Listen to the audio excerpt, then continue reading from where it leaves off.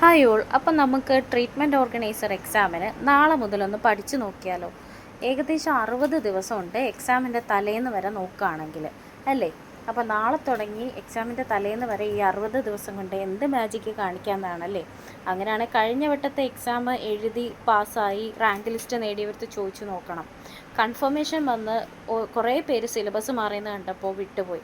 പക്ഷേ പിന്നീട് കുറേ ആൾക്കാർ ഈ സിലബസ് മാറിയിട്ടും ആ 60 ദിവസം 2 മാസം സമയം കൊണ്ട് പഠിച്ച് റാങ്ക് ലിസ്റ്റിൽ ഇടം നേടി ഫസ്റ്റ് റാങ്ക് മേടിച്ച ആൾക്കാർ വരെ ഉണ്ട്. ആ 2 മാസം കൊണ്ട് ഫുൾ പഠിച്ചത്. നിങ്ങളൊരു കാര്യം മനസ്സിലാക്കുക, ഇതൊക്കെ നിങ്ങൾ പഠിച്ചിട്ട് വന്ന ടോപ്പിക്സ് ആണ്, അല്ലാതെ ഒരിക്കലും പുതുതായിട്ട് നിങ്ങൾക്കുള്ള ടോപ്പിക്സ് അല്ല ട്രീറ്റ്മെൻറ്റ് ഓർഗനൈസർ എക്സാമിനുള്ളത്.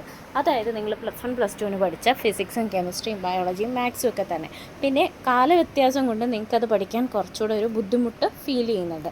എന്നാലും നിങ്ങളുടെ ഉള്ളിൽ ആ മെമ്മറീസ് അവിടെ കാണും. ബയോളജി ഒക്കെ ആണെങ്കിൽ പെട്ടെന്ന് അത് ഫ്ലോയിൽ പഠിച്ചു പോകാൻ പറ്റും. അപ്പോൾ എനിക്കിവിടെ പറയാനുള്ളത്, ഇനിയുള്ള 60 ദിവസം നിങ്ങൾ ഒരു 4 അവേഴ്സ് വീതം ഒരു ദിവസത്തെ കട്ട് ചെയ്യുക. അതായത് വെളുപ്പിന് ഒരു 2 അവറും രാത്രി ഒരു 2 അവറും. കാര്യം പകൽ ഞാൻ പറയാത്തത്, കൂടുതലും വർക്ക് ചെയ്യുന്നവരും അതുപോലെ വീട്ടമ്മമാർ വർക്ക് ചെയ്യുന്നവരൊക്കെയാണ് നമ്മൾ കൂടുതൽ ബുക്ക് കസ്റ്റമേഴ്സൊക്കെ ആയിട്ടുള്ളത്. പിന്നെ TO എക്സാം എഴുതുന്നവരും കൂടുതലും വർക്ക് ചെയ്യുന്ന ആൾക്കാരാണ്. എനിക്ക് ഇതുവരെ കിട്ടിയ കോൺടാക്ട്സ് വെച്ച് നോക്കുമ്പോൾ എല്ലാവരും ആ ഒരു ജോബിന് വേണ്ടിയിട്ട് ജോലി ചെയ്ത് പഠിക്കുന്നവരാണ്. അപ്പോൾ എനിക്കിതേ പറയാനുള്ളൂ, നിങ്ങളൊരു 4 അവേഴ്സ് കട്ട് ചെയ്യുക. അപ്പോൾ 4 അവേഴ്സ് ഈ 60 ദിവസം കട്ട് ചെയ്യുമ്പോൾ നിങ്ങൾക്ക് കിട്ടുന്നത് 240 അവേഴ്സാണ്. 60 ദിവസം 240 അവേഴ്സ്. ഇത്രയും സമയം കൊണ്ട് ആ സിലബസ് ഫുള്ള് കവറാക്കാം. ആ സിലബസ് ഒരിക്കലും ഒരു ബാലികേറ മലയല്ല. കാരണമെന്ന് വെച്ചാൽ അതിനകത്ത് നിങ്ങൾ പഠിച്ച എല്ലാ ടോപ്പിക്സും ഉണ്ട്.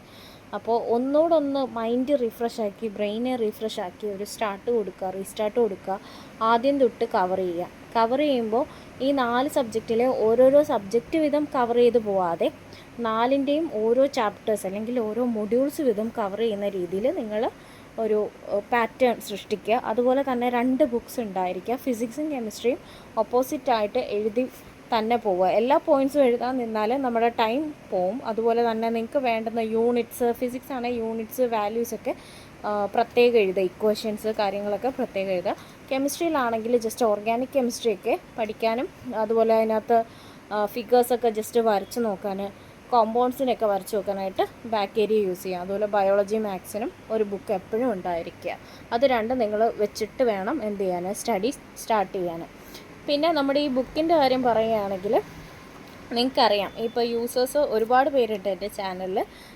അപ്പോൾ ഈ ബുക്കിനകത്ത് ടോപ്പിക് വൈസ് ആയിട്ടാണ് എല്ലാ കണ്ടൻറ്റും കൊടുത്തേക്കുന്നത്. അഡീഷണൽ ഡീറ്റെയിൽസ് ഒന്നും ഞാൻ കൊടുത്തിട്ടുമില്ല. അതുപോലെ ആവശ്യമുള്ള കറക്റ്റായിട്ടുള്ള പോയിൻറ്റ്സ് മാത്രമേ ഉള്ളൂ ഇതിനകത്ത്. അപ്പോൾ ഒരു സ്റ്റഡി ചെയ്യാനായിട്ട് ഇത് യൂസ് ചെയ്യുമ്പോൾ ഇത് കറക്റ്റായിട്ട് ഒരു ടോപ്പിക്ക് ഫുള്ള് പഠിക്കുക, അല്ലെങ്കിൽ മൊഡ്യൂൾ ഫുള്ള് പഠിക്കുക. എത്രയാണോ പഠിച്ചു തീരുന്നത് അതിൻ്റെ കൂടെ തന്നെ ഈ ക്വസ്റ്റ്യൻ ബാങ്ക് യൂസ് ചെയ്തിട്ട് ആ ടോപ്പിക്കിലുള്ള, നിങ്ങൾ ഏത് ടോപ്പിക്കാണോ നോക്കിയാൽ ആ ടോപ്പിക്കിലുള്ള ക്വസ്റ്റ്യൻ ആൻസേഴ്സ് ഫുള്ള് നോക്കുക. അങ്ങനെ പോവുകയാണെങ്കിൽ നിങ്ങൾക്ക് തന്നെ ഒരു കോൺഫിഡൻസ് കിട്ടും, ഞാൻ ഇത്രത്തോളം കവറാക്കി എന്നുള്ളത്. പിന്നെ ഓരോ ദിവസവും കവറാക്കുന്നത് നിങ്ങളൊരു പേപ്പറിൽ എഴുതി പോവുക, അല്ലെങ്കിൽ സിലബസ് പ്രിൻ്റ് എടുത്തിട്ട് അതിനകത്ത് കട്ട് ചെയ്ത് പോവുക, പഠിക്കുന്നത് എത്രയാണെന്നുള്ളത്. അപ്പോൾ കൂടുതൽ കവറാക്കാനുള്ളൊരു മെൻറ്റാലിറ്റി നിങ്ങൾക്ക് വരും. അപ്പോൾ എല്ലാവർക്കും ട്രീറ്റ്മെൻറ്റ് ഓർഗനൈസർ എഴുതുന്ന എല്ലാവർക്കും ഈ ഒരു പ്ലാൻ ഓക്കെ ആവട്ടെ. അതുപോലെ ടൈം ടേബിൾ ഞാൻ സെറ്റ് ചെയ്യാത്തതാണ്. കാര്യം അതിൽ സ്കിപ്പ് ചെയ്യുമ്പോൾ പിന്നെ നിങ്ങളുടെ മനസ്സ് മടക്കും, പിന്നീട് അത് ഫോളോ ചെയ്യാൻ പറ്റാതാവുമോ എന്ന് ടെൻഷൻ വരും. ഈ ഒരു മെത്തേഡ് ഫോളോ ചെയ്ത് നോക്കുക. ഇനിയുള്ള ദിവസങ്ങൾ വെച്ച് നിങ്ങൾക്ക് എന്ത് ചെയ്യാൻ പറ്റും, സ്കോർ ചെയ്യാൻ പറ്റും. അപ്പോൾ ഓൾ ദി ബെസ്റ്റ്.